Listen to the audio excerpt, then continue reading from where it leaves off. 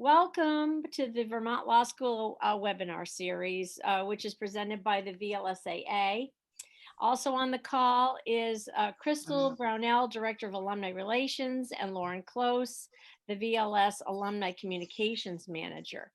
They have assisted us with the event today, certainly. As graduates of Vermont Law School, all alumni are part of the Vermont Law School Alumni Association. And the role of the VLSAA is to connect all alumni to each other and to the school. And we stand strong at over 8,000 alumni, and we're so excited to have you join us today.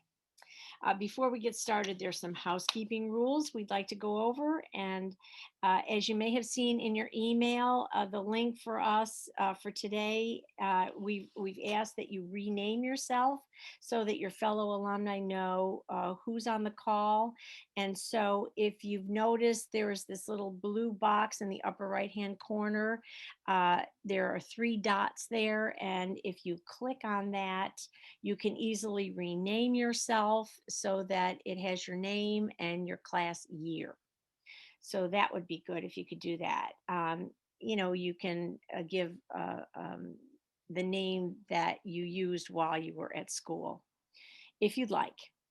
Now, during today's call, if you could mute yourself so that we can hear Sharon without any background noise or distractions, that would be great too. If you have any questions, you can put them in the chat, and we'll try to get to as many as we can. But also Sharon's going to go over how she'd like to handle questions. And please note that your feedback is very important to us, and we will have a post-event survey that we'd love it if you take a couple of minutes to answer for us. Now, I would like to introduce Sharon Myers, my classmate and roommate. Sharon has been a wonderful partner and advocate for Vermont Law School over the years, and she's served for over a decade on the VLSAA herself and was co-chair of her 25th reunion committee and also was a member of the 40th reunion committee.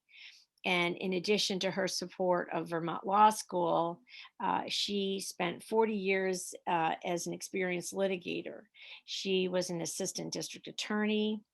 She was director of the appellate division and a criminal defense attorney, plaintiff's counsel in sex discrimination and police misconduct litigation, as well as complicated divorce and child custody litigation appearing in the Massachusetts and Vermont state federal courts. And as a longtime certified mediator, and then she discovered the benefits of meditation. She's a certified positivity and relaxation training provider with the Benson Henry Institute for Mind Body Medicine at the Massachusetts General Hospital. So now I would like to hand it over to my very dear friend, Sharon Myers. Thank you, Jackie. Again, my name is Sharon Myers. Some of you I know, most of you I don't. But this, when the opportunity came up to talk about what I now do, which is I teach a class called the PART class, or Positivity and Relaxation Training, which is a stress management class that is taught by non-clinicians. A non-clinician meaning not a healthcare professional, a doctor, a nurse, a physician's assistant, or a nurse practitioner. So Massachusetts General supports something called the Benson Henry Institute for Mind Body Medicine. Benson Henry is Herbert Benson, who in the late 60s, the beginning of the 1970s, discovered something that we now kind of know called the relaxation response. And he did this because he was actually a cardiologist, and he was discovering, or he was experimenting with things that animals, in particular spider monkeys, looking at the flight or fight response. And he said, there's got to be something opposite of the flight or fight response. And he then said, we need to do some further investigation. How can we counteract the amount of stress that we have in our systems, there's got to be something else other than drugs. So a group of transcendental meditators came knocking on his door and said, hey, we can lower our blood pressure. We can lower our heart rate. And all we do is transcendentally meditate. And he said, that's a bunch of hooey. And they said, no, we really, do your experiments on us and we will show you that there's something that everyone can do that is opposite of the flight or fight response. And we can become much more resilient in our approach to stressors. Ultimately, he named this the relaxation response. And at the same time that he was experimenting with his spider monkeys and developing this theory of the relaxation response, there was someone else who was also involved with looking at these alternative ways of looking at flight or fights, the flight or fight response. And that person was Jon Kabat-Zinn, who is now teaches at UMass Amherst. And he developed something called the mindfulness-based stress reduction. My focus on this, I came into it because I was stressed out. The last 20 years of my practice were basically doing domestic relations. And anybody who's done a divorce knows that, the only worse person than their spouse is their attorney. So you get a lot of what we now call vicarious trauma. That is, you are experiencing the same kind of stress that your client is experiencing. We now know that that kind of stress occurs in people who are assistant DAs, in people who are public defenders, and even more so in the public defender group than it does with people who are ADAs. What does happen, though, is you become inured to the damage that's going on around you. And I can recall when I was a DA and I was looking at these horrible pictures, and pretty soon you see the murder victim with 20 gunshot wounds or the stabbing victim, and you're like, oh yeah, and you just move on. You don't think about what's happened, that trauma that hasn't been occurred to that individual and how it then is affecting you. So when I look at where we are as professionals, I know not everybody on this call is a lawyer, but this lecture, if you will, is particularly focused to what stressors we have identified for lawyers and how we can go about fixing them. So the first thing I want everybody to do is, if everybody could, and I'm going to ask Jackie and maybe Crystal or whoever, to who meditates? If I could see a show of hands of people who are meditators. And if you could quickly, Jackie, if you could count people and tell me how many there are. It looks like maybe like a third of you perhaps are meditators? Okay. So some of this may, for those people who are meditators, this may seem fundamental, and that's okay. I will, throughout this discussion, I'm going to explain or make you aware of some of the problems that we have, and understand what's going on in the brain when we have stress. And we're going to talk about why mindfulness or other meditation techniques are important to everyone. But again, my focus is going to be on lawyers, of why it's important to meditate and how it will help us. And I hope we'll have time to do a couple of meditations. So can I also have a show of hands of who's been on Zoom calls this morning?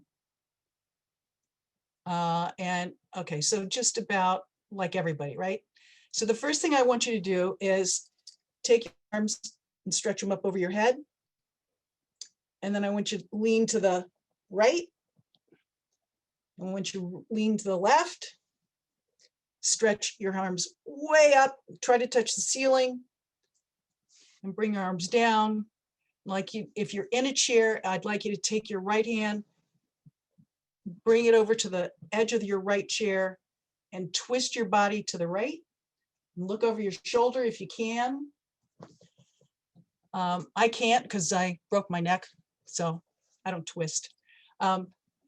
Again, turn it to the left and twist your body to the left.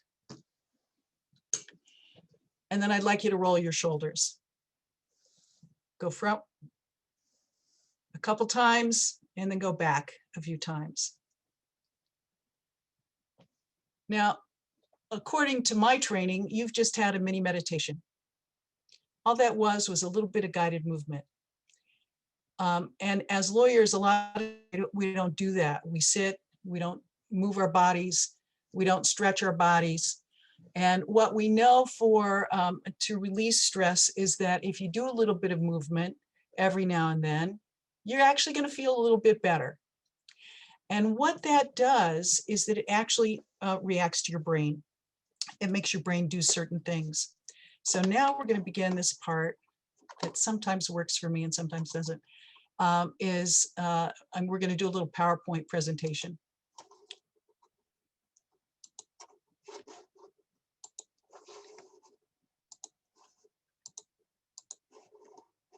Oops.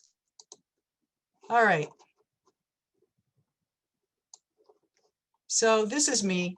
We're going to talk about being mindful, equanimity, resilience, and stress management. All right.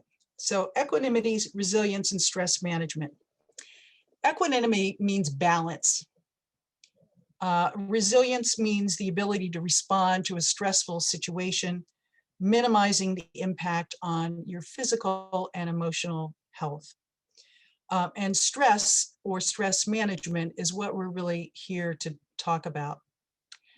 Now, resilience and equanimity are two words that we hear a lot about, particularly because of COVID. It's a big problem of being resilient, and how do we figure out how to become a resilient person? Well, what we do know is that lawyers are the least mentally healthy of all professionals. And now that material that we draw that information from comes from the American Bar Association. And they did a survey of a number of people 2 years ago. And as a result of that survey, there's a lot of discussion of mindfulness in the law. And in fact, there is a group called the Mindfulness and the Law Society. It is throughout the country. I happen to be a member of the one in Massachusetts, but there are other ones throughout the world, throughout the country. I'm not so certain that lawyers are going to be the least mentally healthy of all the professions anymore. I think maybe COVID moms might be the least mentally healthy going forward. And next to them, it could be doctors, nurses, and people in other healthcare professions. But here's the kind of the bad news of the statistics that I think are important for us as this group of Vermont Law School alumni to understand, is that over the course of a year, law students are depressed, they have severe anxiety, and they have a lot of suicidal thoughts.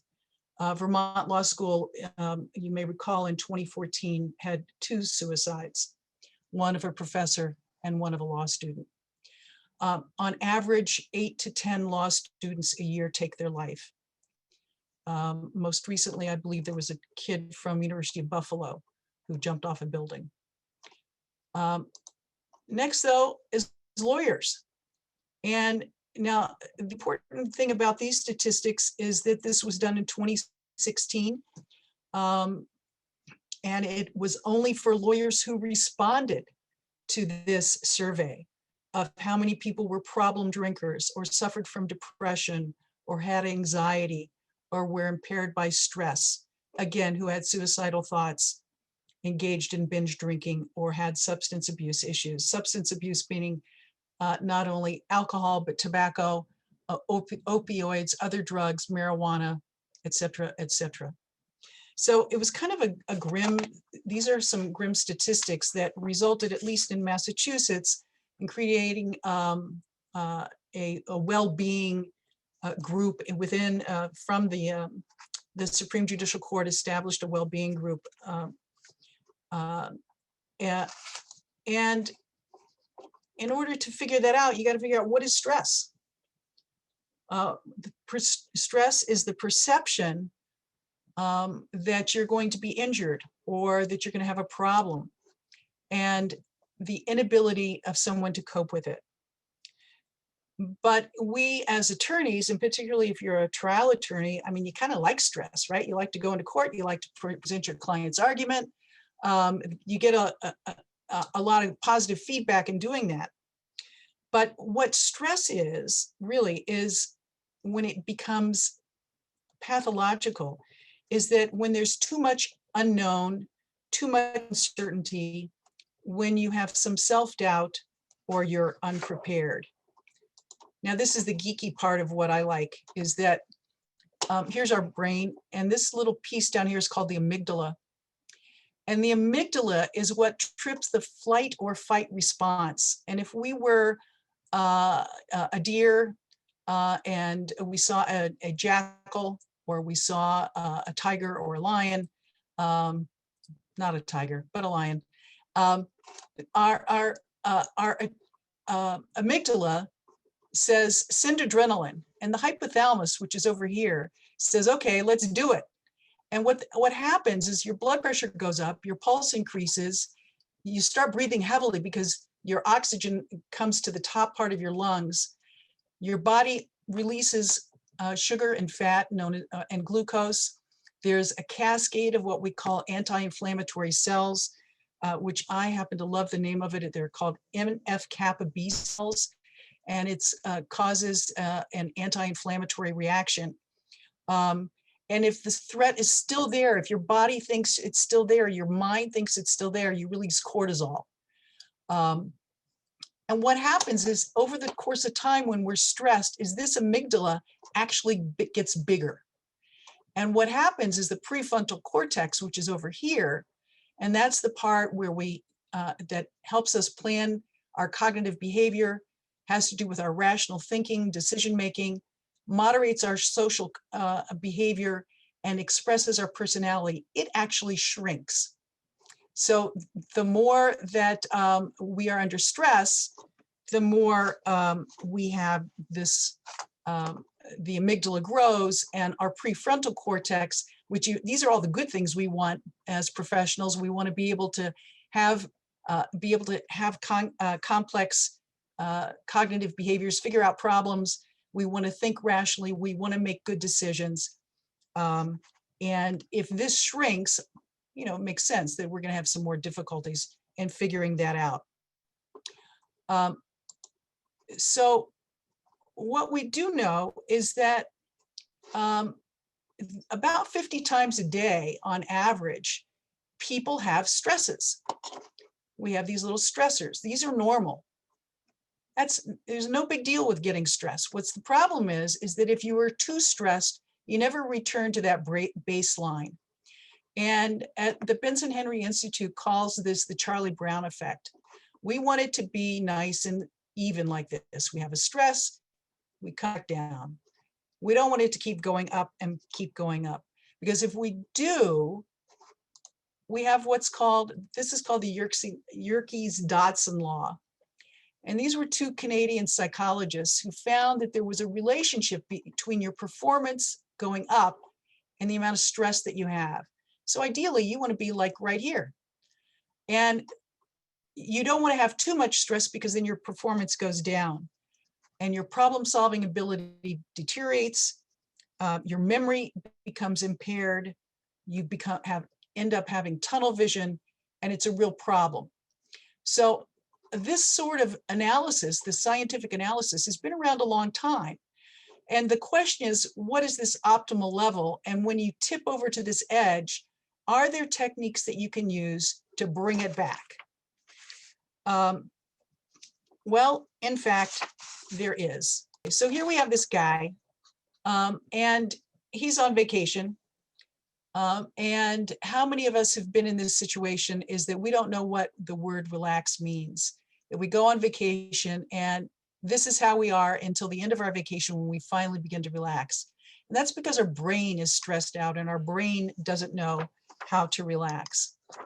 So what happens when we are stressed out is, according to the World Health Organization, when we are stressed out and we have maladaptive responses to stress, we make ourselves more vulnerable to what are called non-communicable diseases. And when I was preparing this, I had my list. I made 2 slides of non-communicable diseases, and I thought, that's really boring. I'm just going to read them to you. So these are non-communicable diseases. And these are the diseases that 60 to 90% of our visits to our healthcare professional are related to these diseases, or they are all stress-related conditions, or they are conditions that are exacerbated by stress. And I'm just going to read them to you. Anorexia, anxiety, arrhythmia, hypertension, asthma, autoimmune disorders, chronic pain, fibromyalgia, fatigue, Crohn's disease, cardiovascular disease, depression, diabetes, hair loss, hives, hot flashes, inflammatory bowel disease, irritable bowel syndrome, insomnia, memory loss, migraines, multiple sclerosis, neuropathy, nausea, obesity, palpitations, panic attacks, Parkinson's disease, psoriasis, post-traumatic stress, traumatic brain injury, seizures, stuttering, tinnitus, and sleep disorders. There are 85 different sleep disorders. Of those, 82 of them are stress-related. So you can see that these non-communicable diseases, which one or more of you may have some of these things. I know I have migraines. Some of you else may have migraines. I also have fibromyalgia.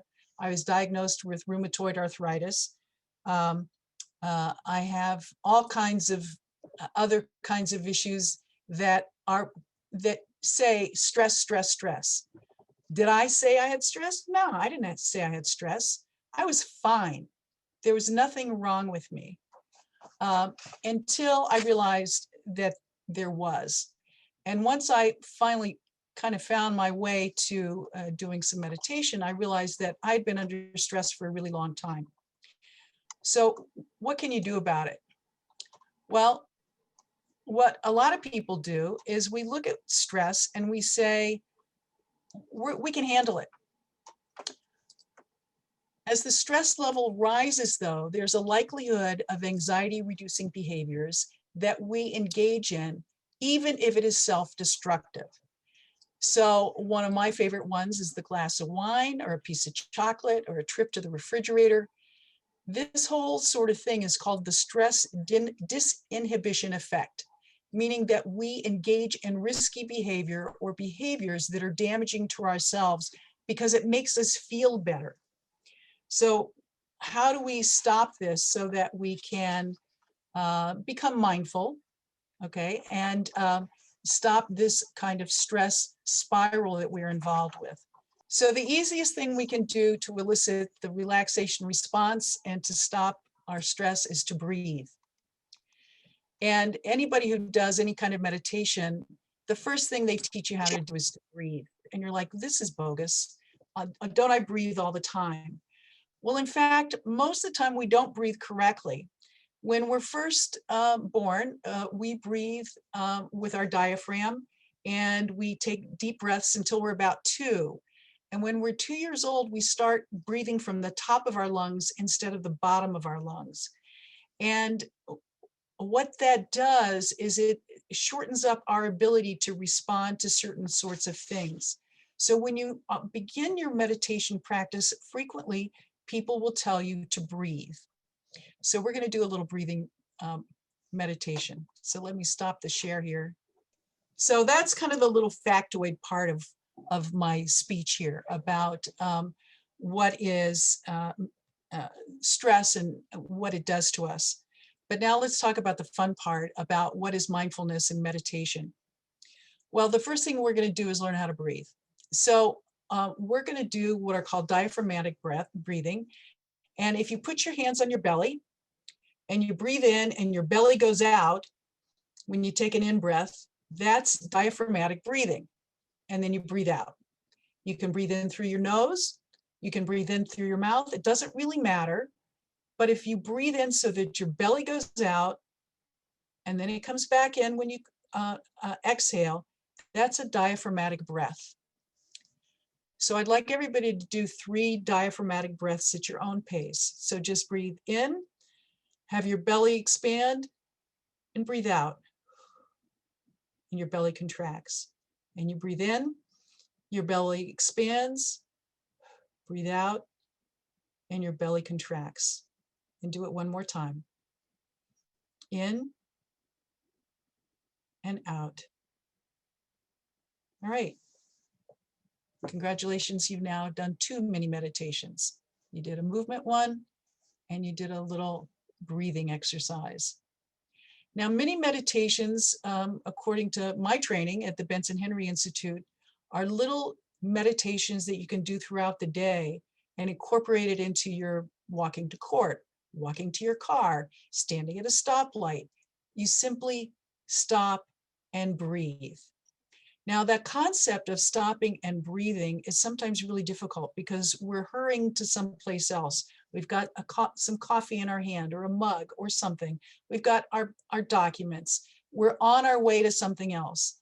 But the whole idea about being mindful is to pay attention to what is really going on at the moment. And one easy way to do that doing the breath technique is called the single pointed focus breath technique. So we're going to do one of those meditations. So this is a meditation from a Zen or a Buddhist monk whose name, if you are a meditator, you may know. His name is Thich Nhat Hanh. He was Vietnamese. He fled Vietnam and ended up in France, where he has a community called the Plum Village. And you can go on YouTube and participate in some of his meditations.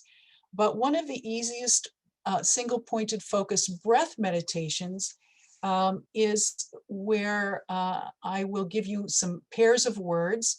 And as you breathe in, you're going to say one word to yourself. And as you breathe out, you're going to say another word.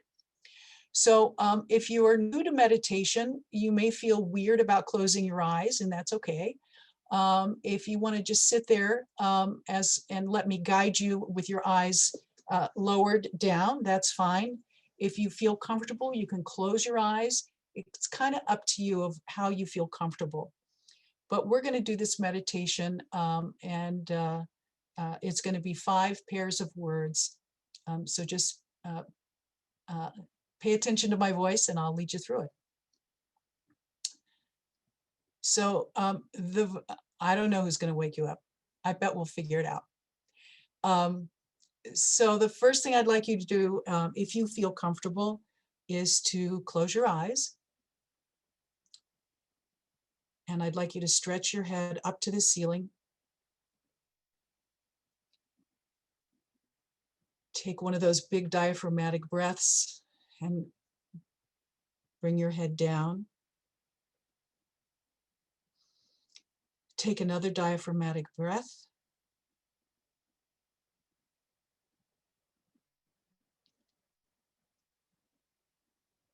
And again. And again.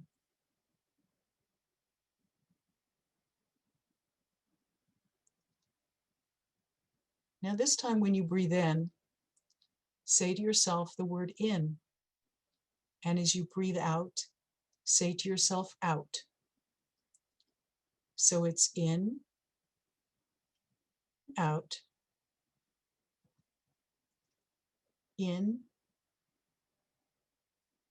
and out, in, and out.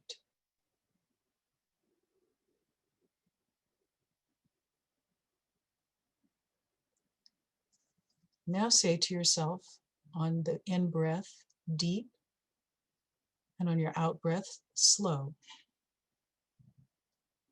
Deep and slow. Deep and slow.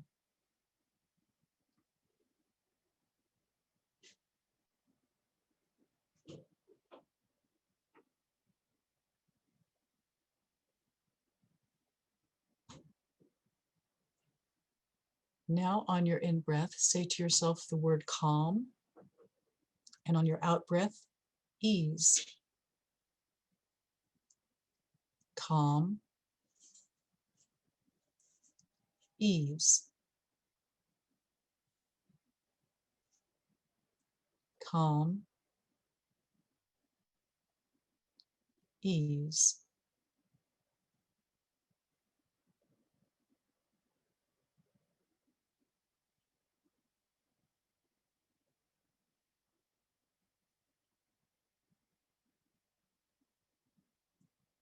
On your next in-breath, say to yourself the word smile.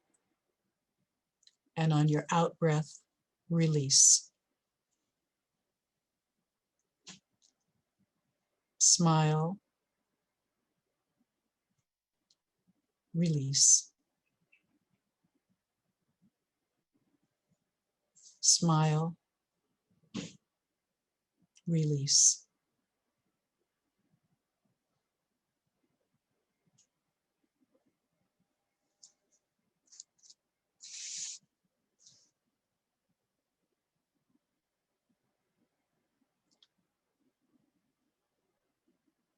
Now on your next in-breath, say to yourself, present. And on your out-breath, moment. Present, moment. Present, moment.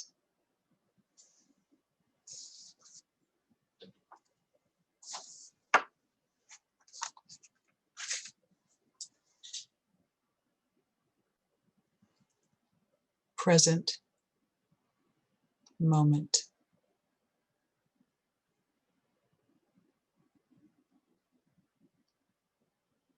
Now if you would take another deep belly breath, and if you would roll your shoulders, and if your eyes are closed, please open them, and please rejoin us.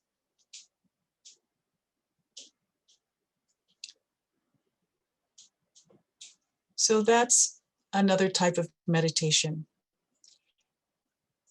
Now, what these sorts of meditations with your breath are actually doing physiologically is that it's activating the vagus nerve. Again, that's the little geeky part of what I like is the science behind it, is that your vagus nerve controls the immediate control from your hypothalamus down to your gut and back and forth and back and forth. And when you take a deep breath, it causes it to calm down, and your brain waves actually slow down.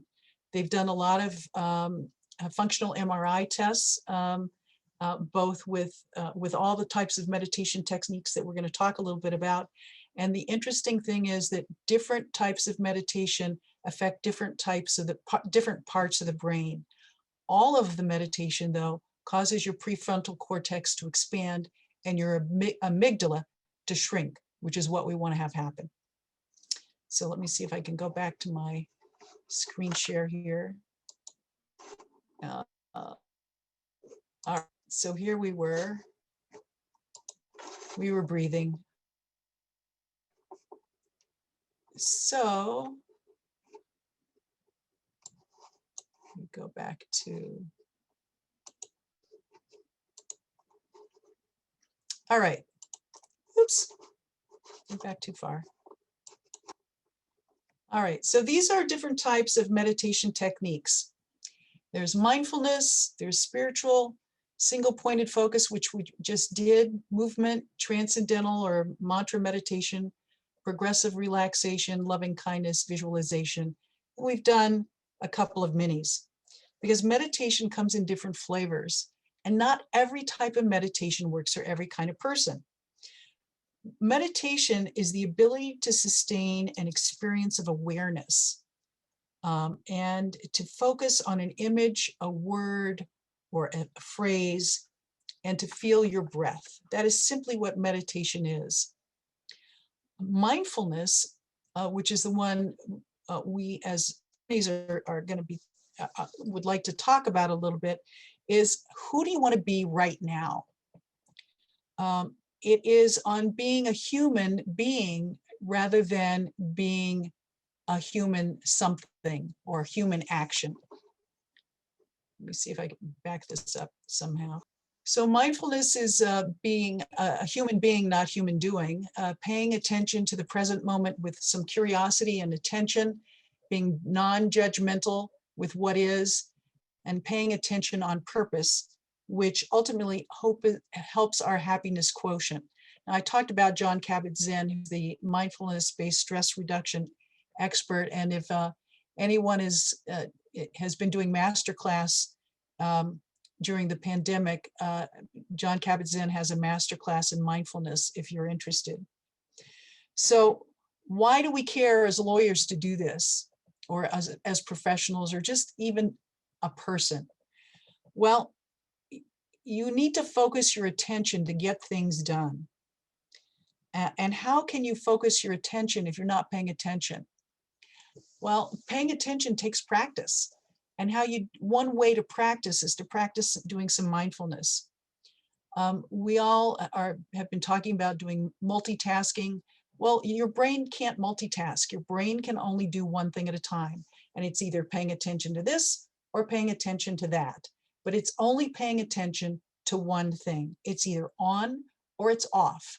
Now, if you can get it more onto one topic, then you'll be able to complete that topic and move on to the next one.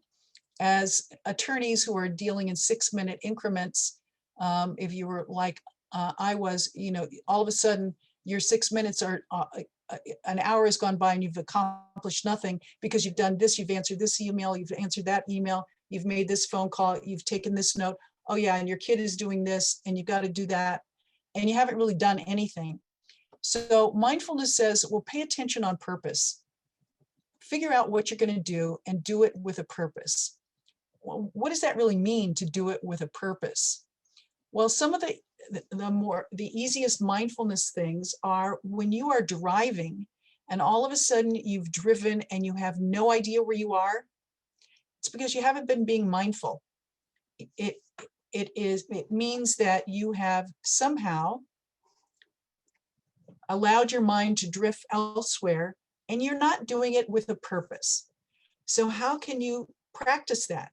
Well, one way to do it is simply when you're making yourself breakfast, concentrate on pouring the milk in your tea, or concentrate on simply making the coffee.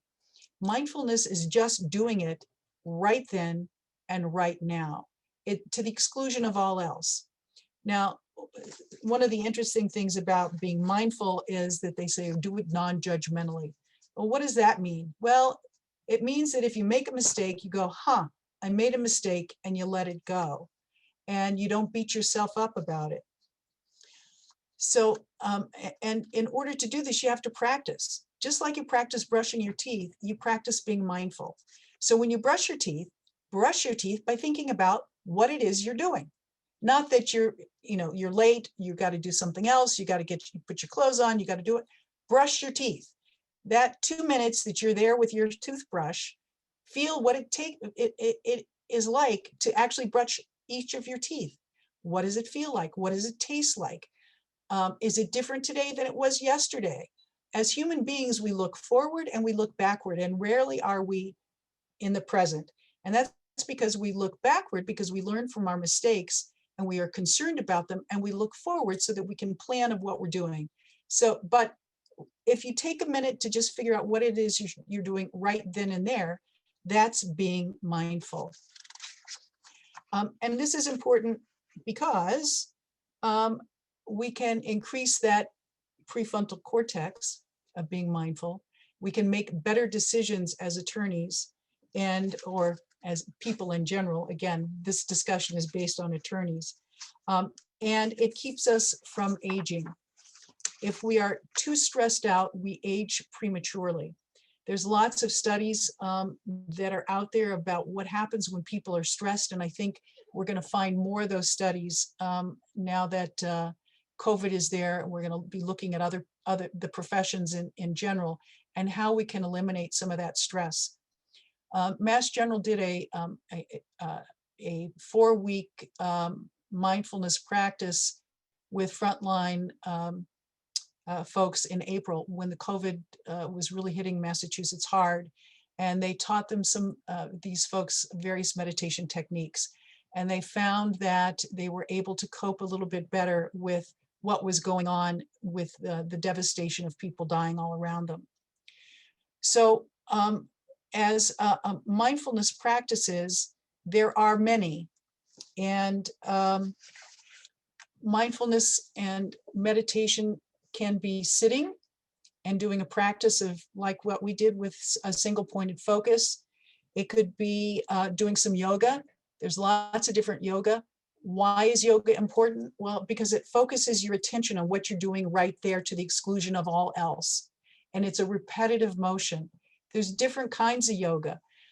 There's a type of yoga called Kundalini yoga, which has to do with the breath. And anesthesiologists are finding that after surgery, people, if they give some of their patients Kundalini yoga activities to do with breath motions, they recover faster. There are people who are runners or who do some kind of repetitive motion usually have put themselves into a meditative area of their brain, and their brain is actually calming down when they're running because it's that repetitive motion that they're paying attention to their body to the exclusion of all else, with no judgment. You know, you're just running to run. That's the runner's high that we talk about. In preparing for this, we were talking, and Jackie makes jam. I don't know how many people know that Jackie makes jam, but she makes jam. That is a type of meditation because she's doing it exclusion of all else. And what's happening is her brain is feeling better. Her brain is calming down, and she is, and that is a type of meditation. So there's different kinds of meditation, and as a positivity and relaxation training person, I teach a number of these types of meditation techniques. Some of them are easier for people to understand and to accommodate, and some are more complicated. One of the more complicated ones is called the loving kindness meditation, and people who are meditators may be familiar with that sort of thing. It's a little foreign, but to someone who is as high strung as I was. I'm like, loving kindness, I don't need any of that, right?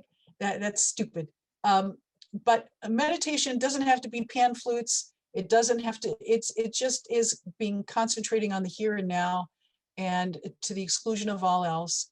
If you do it 20 minutes a day, you will rewire your brain, and your neural connections in your brain will be stronger and they will be healthier, which will allow you to become more resilient, meaning that as you are experiencing stress, your body can adapt to it a little better and will respond in a better fashion. One way to look at this, and as another little mini meditation, is when you feel that rush of adrenaline or cortisol and you're dumping into your body, and you go, oh my God, you got to stop. You breathe, you reflect, and then you can choose a path forward. Again, that's a little mini meditation. When somebody comes after you, when you're in court, before you respond to an email, as you're doing anything in your life, your kid is yelling at you, your spouse is yelling at you, the person down the way is yelling at you. Stop, take a breath, make a decision. Is this the right thing to do? Is it not the right thing to do? And then choose a path forward. That's a mini meditation. So I think our hour is up. Is this true? I've been trying to keep track, but yeah, we're at 12:53. We can certainly take some questions if anybody wants to chime in. Okay. Donna, yeah. You have to unmute yourself. Sharon, I'm so appreciative of this. This is something I've been studying for 30 years, and I put in the chat box a website that I've just put together called Enlightening the Law. And my 30-year process has been to figure out how, first of all, what this is, and then how to apply it in the law. So I'd be happy to share, with anyone later about this, but I hope this starts a whole movement. because there's so much pleasure in it. And basically, you know, I have become a collaborative attorney and a mediator, and it makes it possible to be healthy and practice law. I mean, some of it is about process and what's available out there, and I've been promoting that from the West Coast. I come from Vermont, and trying to get people in Vermont interested in it. So there's a lot of great stuff out there. I just wanted to share.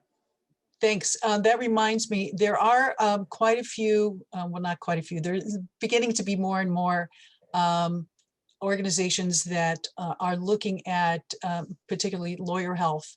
One out on the West Coast, thanks Donna for reminding me, is called Warrior One, and it's based out of San Francisco. There's quite, and the person who runs that runs a meditation every morning, or I'm sorry, on Thursday mornings, which on East Coast time is 11 o'clock in the morning, but she runs a free meditation that lasts, I think, maybe 15 or 20 minutes, just a quick meditation. But that's specifically based on lawyers, called, again, Warrior One. In Massachusetts, there is the Mindfulness and the Law Society. As free seminars during COVID. Once a week, they're run by a woman by the name of Tracy Myers, who is a psychologist, and she provides half-hour meditation, discussion and meditation sessions. There are a number of resources out there if people are interested. I thought we would, I'm sorry, go ahead, Donna. I just wanted to add that I teach heart math, and it's a lot like what you're doing, right? And yeah, heart math. And I was just certified to be a trauma-informed heart math practitioner. And I'm the only lawyer that you know, it was like you're doing with mental health professionals and medical people. But I was the first lawyer to be trained in that. And so we need to have more people, lawyers, understand that this is a field for us. Yes. Yeah. Thanks. You know, I don't know what the schedule is here. I do have another meditation prepared if people are interested. That's one that I like, called Gratitude, that is on gratitude. So if people are, you know, Crystal, I don't know what the schedule is, if we could. Yeah, so definitely if you'd like to, you know, people can peel off if they need to peel off. And if folks want to stay, it's 12:57. We can certainly still do another meditation if you'd like and continue on. Yeah, okay. So kind of in summary, you know, lawyers are not mentally healthy, and how do we get there? One way to do it is through meditation and being mindful. We'll make better decisions then. We can be present for our clients. We can be present for our family, and perhaps make decisions that are helpful for ourselves in the long run. So I'd like to conclude with a meditation on the 5 senses. So again, because we start with a belly breath, I'd like everybody to get comfortable and is in your seated position. And this time I would like you to close your eyes. And I'd like you to notice how you're sitting. How can you get more comfortable? Should you move your head from left to right? Should you wiggle a little bit? Are your hands comfortable in your lap? Or your hands on the side of your chair?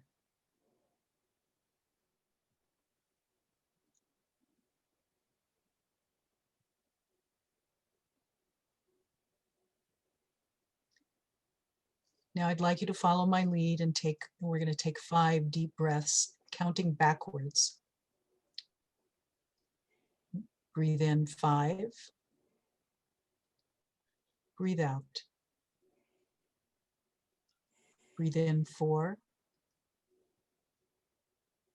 Breathe out. Breathe in 3. Breathe out. Breathe in 2. Breathe out. Now allow your breath to return to its normal pace.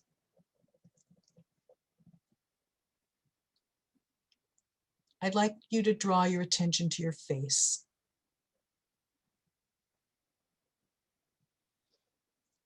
Bring a slight smile to your mouth. Soften the skin around your eyes. Now direct your attention to your eyes. Think about what you saw recently that made you happy. Did you see the sunshine? Did you see an icicle? Did you see the first robins of the spring?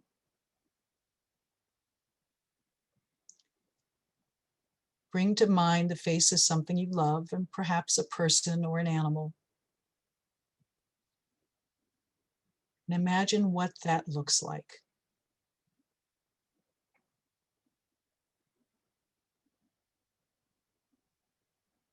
In your mind's eye, smile of that person or at that animal.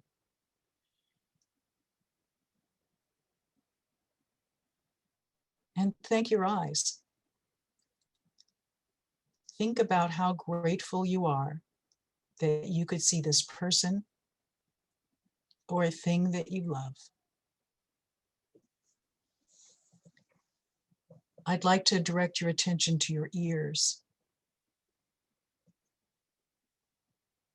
First one ear and then the other. What do you hear? Are there small sounds in the background? Do you have your headphones in so you don't hear that? Can you hear noises in another room? Bring to mind the sound of laughter or the sound of some music that you love.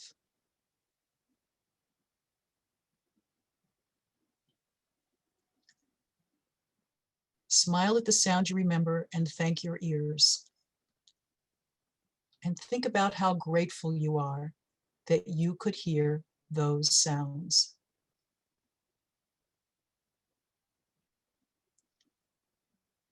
Bring your attention to your nose.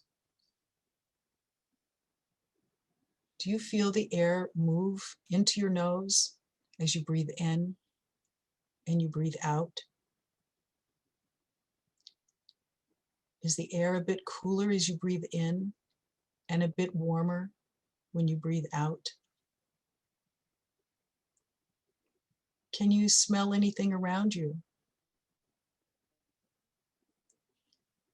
Bring to mind a few favorite smells. Is it the smell of your first cup of coffee or tea? The smell of warm cinnamon?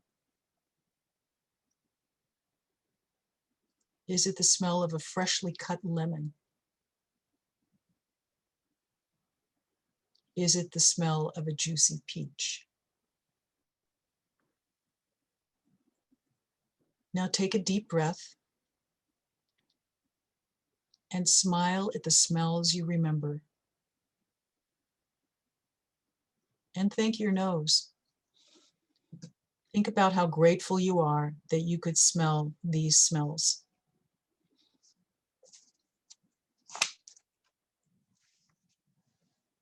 Now bring your attention to your mouth. Are you still smiling? Open your jaw just a bit to make sure your teeth are not touching. Now imagine tasting that first cup of tea or coffee or cinnamon of the morning. Imagine biting into that peach or that lemon or that banana. Smile at the tastes you remember and think about how grateful you are that you can taste these tastes. Now bring your attention to your body. Take both hands and clasp them together. Are your hands cold? Are they warm to the touch? Clasp your hands in front of you in a prayer position and touch the tip of each finger to the tip of the opposite finger. Spread your fingers wide. Bring them together so each finger is touching the finger next to it.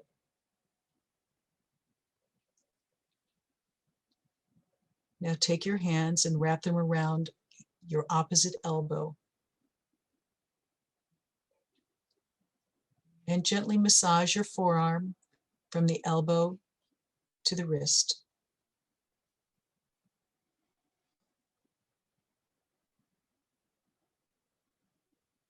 Now place your hands back in your lap. And take a deep breath. And one more.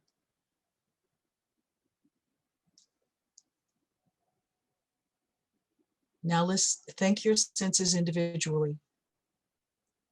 Thank you, eyes, for the ability to see, ears for the ability to hear, nose for the ability to smell, mouth for the ability to taste, body for the ability to touch.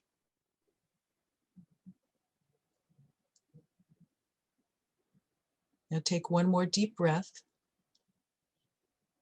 Thank you for joining me in giving gratitude to our senses.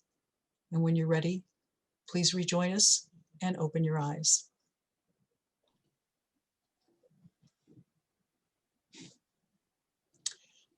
So thank you. That's a guided meditation. Guided meditations are definitely the way to go. Yeah, and Sharon, it looks like we have a question, I believe, from Samantha. Sure. Hi, can you hear me? Yeah. Awesome. I actually have a comment, not really a question. I'm a little nervous, so forgive me. But first, I just wanted to say thank you for having this session. I think it's so important, mindfulness in general, not just from an attorney perspective, but from a human being and social standpoint. I think there are so many fields that could benefit from just being conscientious of our surroundings. And so I think that it's important to have the mindfulness of the stressors and what you were saying before about being in the here and now. I try to do that in my daily life. When I get very stressed out, I try to think, okay, I'm here now, I'm sitting in this chair. Let me feel the pressure of me sitting in this chair and just refocusing that energy. But I also think that it's important to understand and kind of do inner work to understand yourself and who you are as a person, so that when you do get triggered or there are stresses in your life, you can try to understand, okay, why are these things stressing me out? Why are these things triggering me? What is it in me? What is it in my personality or in the way that I'm handling myself that is maybe either a contributor to this? Or I know you were saying before about reflection. When you are triggered, choosing a path forward. And I think it's important in choosing that path to understand, like, how can I best approach this? And I think it's also being aware. So yoga is a great way for your physical body to be sort of brought back to earth. But I think awareness also of who you are, your personality, brings your spiritual self also back to earth. And I think that that's an important factor. And there are a lot of personality tests out there I've actually been dabbling in that have helped me in this arena. So I just wanted to comment on that, and thank you again. So I think it's all like a holistic, it can be a time consuming thing and very difficult, but it's very important and I think should be totally prioritized. Thanks. There is some movement in the law schools, and particularly Suffolk Law School. There's a professor named Niall Baker who has developed a whole course on basically how to be a lawyer, and looking at what we need to do to be more self-reflective, to understand how we work and why we work, and how to make our path through our life a little more pleasant for not only ourselves, but the people around us. Thanks for your comments. Sharon, this is Jackie. I know that every single CLE at the New York State Bar Association, the president of the Bar Association begins with an offer to all the lawyers, an outreach for services of the Bar Association, because I think that problems of mental health and stress are almost endemic in the bar, and there are services offered by the Bar Association, and he begins every session, every CLE with that offer for services of the Bar Association. And every Thursday the Bar Association offers at 4 p.m. a check-in. It's free for all members and even non-members. It's a 4 p.m. check-in. There's a Zoom link for it, where all lawyers can go on and just talk about how things are going, how are they coping with the stresses of practice, and certainly in this pandemic. And I think it's recognized that the profession is rife with stress and how it's affecting our practice. So I think the sooner we recognize how it's affecting us, and the better off we're going to be. And I think the sooner we start adopting some of these practices that you've talked to us about today, the better off we'll all be. I think that's true. There's a lot of, there are services out there. The problem is we're too, as attorneys, we didn't get here by being slaggards. And we have a tendency to say, I can handle it. I'm not stressed. I can do it. And we put it off, and we don't talk about what, I actually had primed Jackie to ask me this question about self-care and what is self-care, and why is self-care not self-indulgence? Because a lot of us will put that sort of thing off.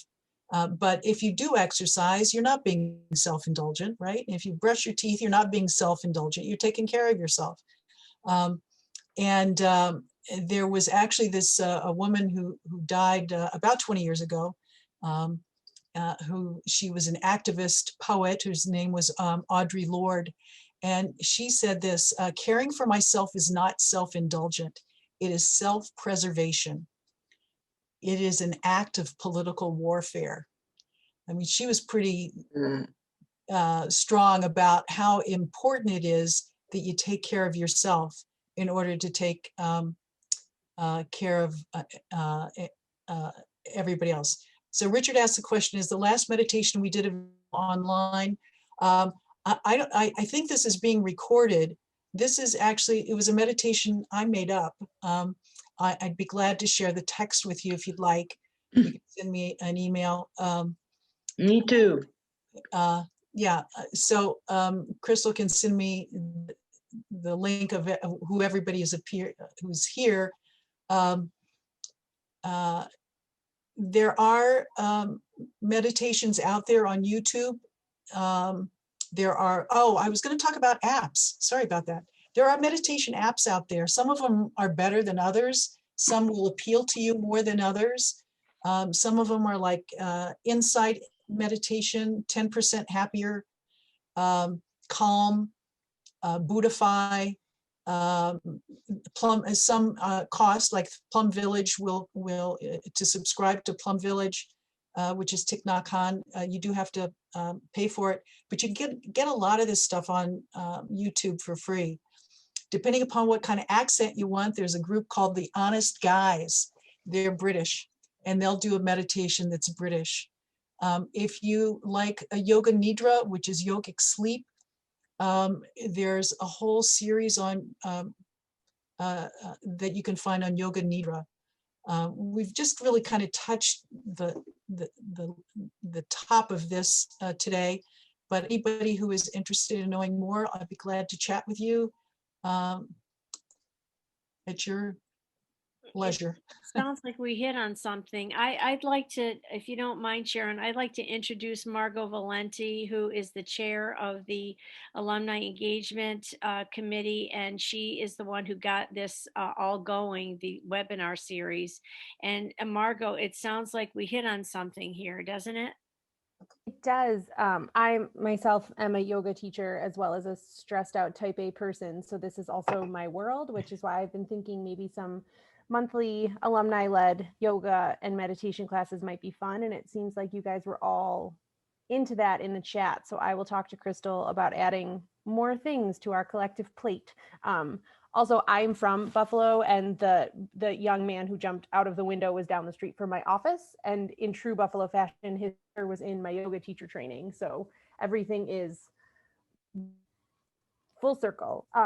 Karen, super helpful, because what I'm hoping we can do is have different yoga teachers go through each month and teach the alumni, because I'm sure there are tons of us. I am so thankful that you are all here. I'm so thankful to Sharon for giving this presentation. This was so wonderful.